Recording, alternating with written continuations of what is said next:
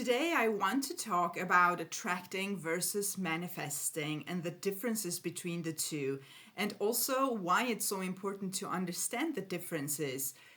Because I have experience with both, and I have seen one of them not work no matter how hard I tried, and I have seen the other work as soon as I started applying it.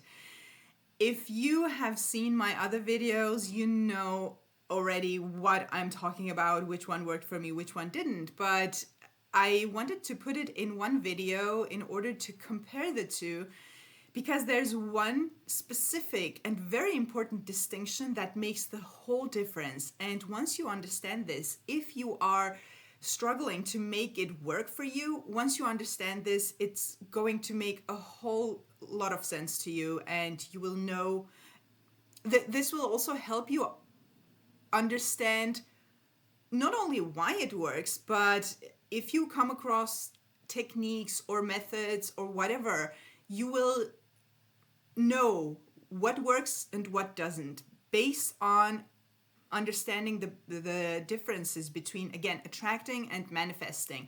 One is based on what is called the law of attraction. The other is the law of assumption. So we are going to talk about what is what and how they are supposed to work. Before I do that, make sure to subscribe to the channel and help me spread the message. And especially if you are into manifesting and like to have specific, absolutely tested, and simple methods that you can apply right away to your manifestations. Everything I talk about on this channel, I have used it myself. After having tried the things, I have used the methods with my clients. So, and I have a lot of experience with this. So subscribe and stay with me as we talk about the law of attraction and the law of assumption. Now, I think a lot of people have started with the law of attraction because I had no idea the law of assumption was a thing. It was at least 14 years ago, and I came across this idea that the mind creates the physical reality, which was mind-blowing, and it was law of attraction everywhere. But of course, I believed there was something in it that just made me believe that that's true. Mind over matter, that wasn't the question. The question for me remained how to make it work for me. Now, they talk about the idea that you have to vibrate at a certain frequency, which is the same frequency as your desire, so that you align your vibration frequency with the desire so that you attract it in. I genuinely never figured out what it means. Of course, we understand frequency and vibration in terms of energy, and everything is energy. But when you have to apply it, I personally never figured out what I had to do. I tried different things. I was never sure if that was the thing to do, and I never got results. And of course, you try it again and again and again, it just becomes frustrating. Until at some point I figured out Neville Goddard, God bless him, who made everything make sense for me. Now, the idea of law of attraction is, please in the comments let me know if you have specifically manifested stuff with the law of attraction based on this vibration stuff or whatever else they say, because it never worked for me. I was always left with the idea, okay, the mind creates, but what is my job here? What do I need to do? And that is still the question with the law of attraction for me. The idea is that you attract things in. You start, I don't even know how to explain this vibration thing. The law of attraction talks a lot about vibrating on high frequency, on low frequencies, etc. There are different problems with this. One of them being the idea that you have to vibrate at a high frequency, which I guess it means that you need to be happy and feeling good all the time, or as much as possible, unless you are going to attract low vibrational things. The one big problem with this is that it makes you avoid your negative emotions. I think it's a really bad idea to ignore and avoid any negative either emotions or thoughts, because when you do that, you are suppressing it. You are not getting rid of it. You're suppressing it and you are just keeping it for later. It's going to come up. Just because you ignore a negative emotion or a negative thought, a negative story that creates anxiety for you, it's not going to go away. You need to deal with these emotions. There are ways to deal with the negative emotions and the negative thought patterns that makes you free from them. Really, it frees you from them. And I'm going to talk a lot about this. In the future, I have some videos. I'm probably going to link several videos during this one about these topics, that you don't have to force yourself to be happy all the time. This creates what they call a toxic positivity, which isn't the way to manifest. That's not how manifestation works. You need to understand why a negative emotion comes up, what it's telling you, and basically you need to work with it and get rid of it, because if you don't get rid of it, it's going to stay. I'm starting to repeat myself. That is one very big problem with the law of attraction, that you need to constantly be positive. That's not the case. Don't worry about it. If you are worried that you have anxiety, you have had negative thoughts for a while, that now you're going to manifest horrible things into your life, this is something that creates so much anxiety for people. Don't worry. That's not how it works. Another, and this one was what I meant in the beginning when I said a very important distinction between the two, that is going to solve probably lots of mysteries for you. And again, this is also a big problem I have with the law of attraction, which is the idea of attracting something. Because when you create or operate from the idea of your desire being somewhere, God knows where, out there, and you are attracting it in, you are starting out with separation. And why it's a problem, I'm going to explain to you by explaining how the law of assumption actually works. Now, I will start talking about the law of assumption and how that works. That will explain to you why the idea of attracting something is problematic. You manifest, you have probably heard this a lot of times, that you don't manifest what you want, you manifest who you are.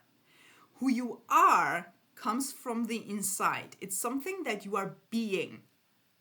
Now, mind you, even if you're manifesting a car or a pair of shoes, you need to become the person who owns the car, the pair of shoes, the health, the relationship, or whatever else you are manifesting, right? The idea of the law of assumption is to assume something to be true which is on the inside of you. You are being that. And then it gets pushed out from you, which means that the external reality, the physical reality that you are experiencing is a mirror. It's showing you what you are assuming, believing, the stories that you are repeating in your mind. So it's a mirror of the inside, which means that the outside world, the external world, the 3D world, is a reflection of you, so it comes from the inside. So when you think about the law of assumption, you think of inside out. The law of attraction is the opposite. It's from the outside in, and it's never going to work because, well, it's never going to. Again, please let me know if that idea has ever worked for you. It has never worked for me because I didn't ever figure out with that idea from attracting something on the inside that I had to become something. I had to become that person. And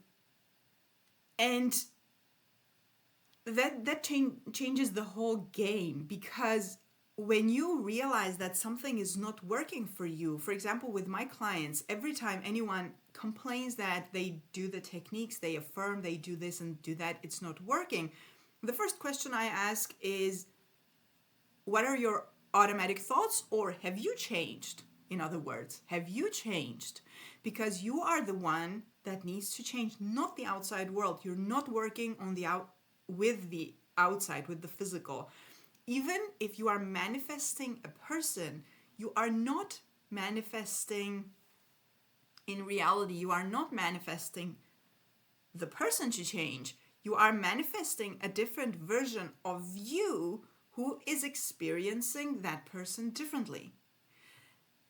Even though in the physical, yes, it's going to feel like the person changed. But in reality, first you changed. You changing means your assumptions, the image that you're holding of that person, or for example, of your money, of your health, of the car that you are manifesting. Again, the pair of shoes, it doesn't matter.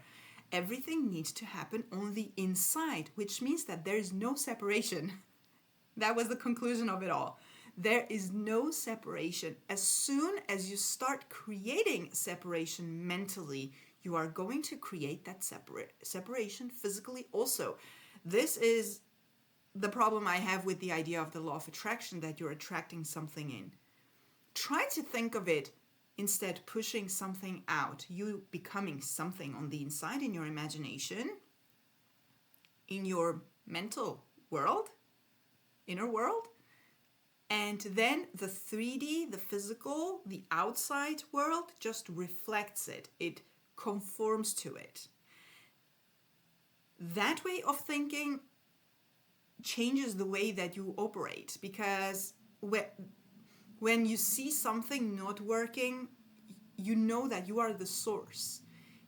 You are the source. There's nothing on the outside that does stuff. You are the source doing the stuff for the outside to change.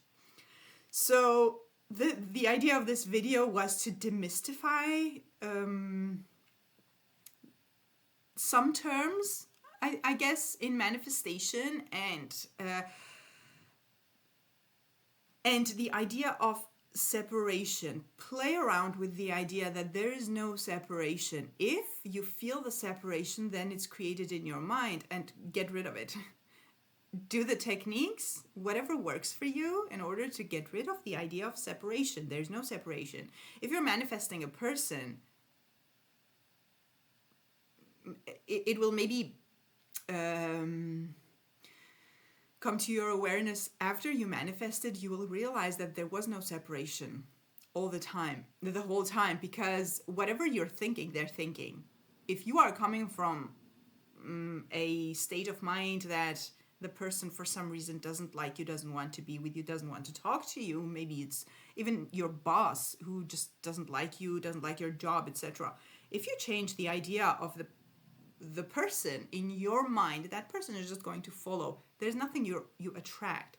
The car that you're manifesting, house, whatever, you need to become the owner. However you do it, affirm it, feel it, visualize it, hear it, smell it, taste it, become the person, and then you will see the 3D shift and conform to that. So the main difference that really makes the whole difference for you to get results is the idea of being separated, then attracting it in, and then having it, and having it No separation. It's you. You already have it and you push it out. The 3D just conforms and shows you what you are being. That, I promise you, is going to change the game for you. So please, if you haven't already, start playing around with this idea. And if you're manifesting something and you're worried that it's not working, the first question to ask yourself is, have I changed, or am I still operating from my old self, the old story, the old fears and anxieties, etc.? And then from there start to solve the problems, and you will. That's a law. This is something that you can test, and I highly, highly recommend for you to test it. I did, it works.